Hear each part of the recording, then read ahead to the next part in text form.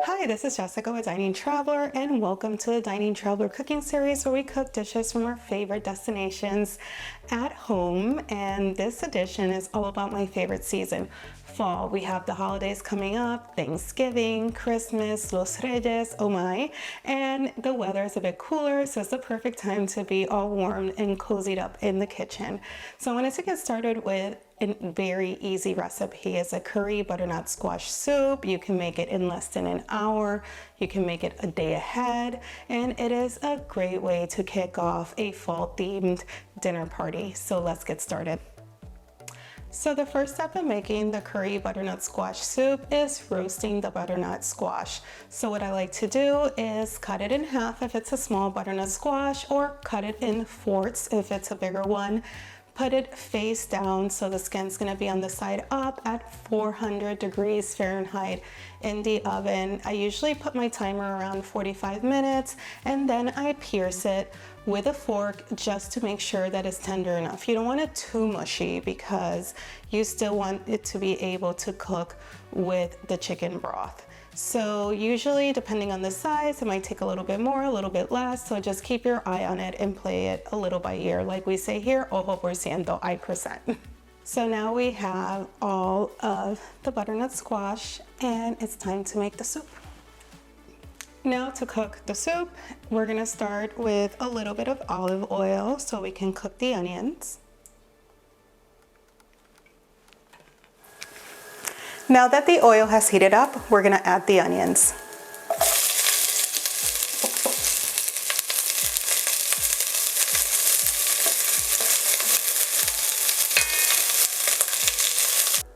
The next step is to add the butternut squash.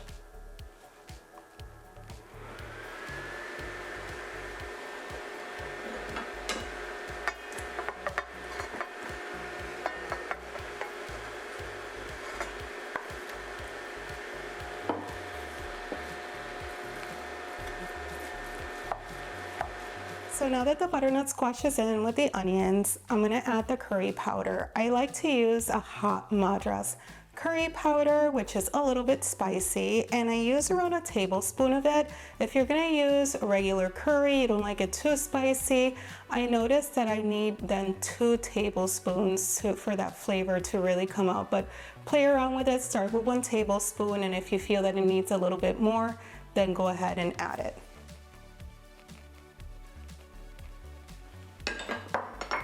And we're gonna add a little bit of salt, not too much, because remember, the chicken broth is a bit salty. The next step is to add the chicken broth. And in the recipe, you'll see that it is 5 to 6 cups. Basically, what you want is for the chicken broth to skim the butternut squash. So we don't want too much because we don't want the soup to be too watery. We want a nice creamy soup, but again, if watery is your style, you can do it too. These are just some guidelines, and we're in a judgment-free zone here. You do what is the yummiest to you.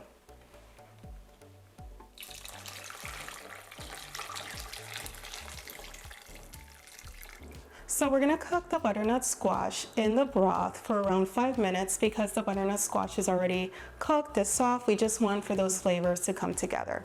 Afterward, we're gonna let it cool down for around 5 minutes before we put it in the blender because you don't want your soup to be splattering all over the place. So now we are going to blend the butternut squash mix. So I like to use a slotted spoon first to get the pieces of the squash first and transfer them over to the blender.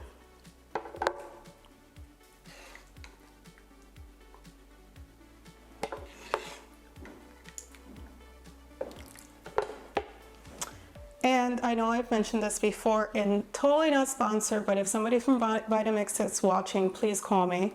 I love the Vitamix blender. I've had this one for 8 years, still going strong. I actually brought it from the States to Belgium, and I just use a power converter, but it is the best 500 bucks you'll ever spend because the soups come out silky smooth. If you have a lower power blender, what I do recommend is blending it in batches. If you have an immersion blender, that is fine too, but it's just gonna take a little bit of work to make it all nice and smooth.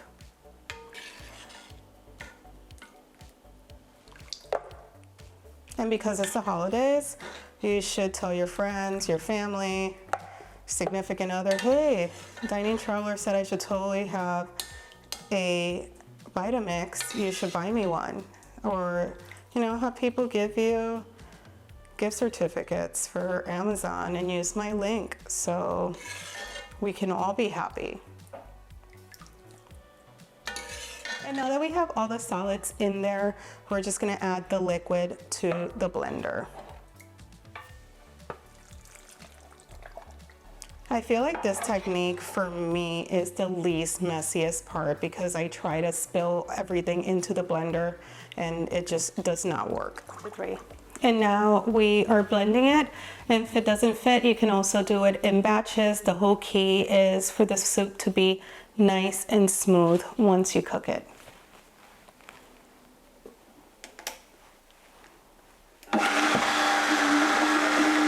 So now the soup is blended, is smooth, and it is time to put it back into the pan. What I like to do is just quickly rinse out the pan, make sure that there isn't any solids still hanging around there, just to make sure that your soup is nice and smooth.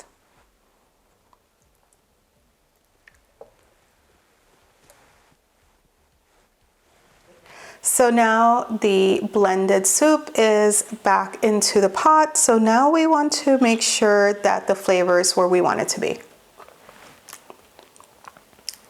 For me, I feel like it needs a little bit more curry, so I'm gonna just add around a teaspoon extra. That's up to you. That's why I like to start low first, because if you put too much, then that's difficult to overpower. So we add a little bit more curry. And now we are going to add 3/4 of a cup of half and half. And this is gonna make the soup even creamier.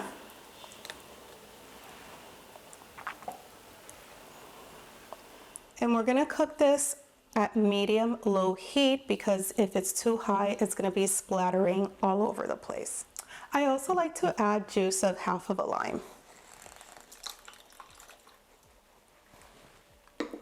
So now that we added the extra ingredients, we're gonna cook it at a medium-low heat. Why? Because if you do it too hot, it's gonna splatter and it's gonna get all over the place. The soup is done, so now we're gonna plate it. And I have some olive oil, some freshly cracked pepper, and some freshly grated Gouda cheese, and you can do it however you want. So first we're gonna drizzle some olive oil. I got this amazing smoked olive oil as a gift.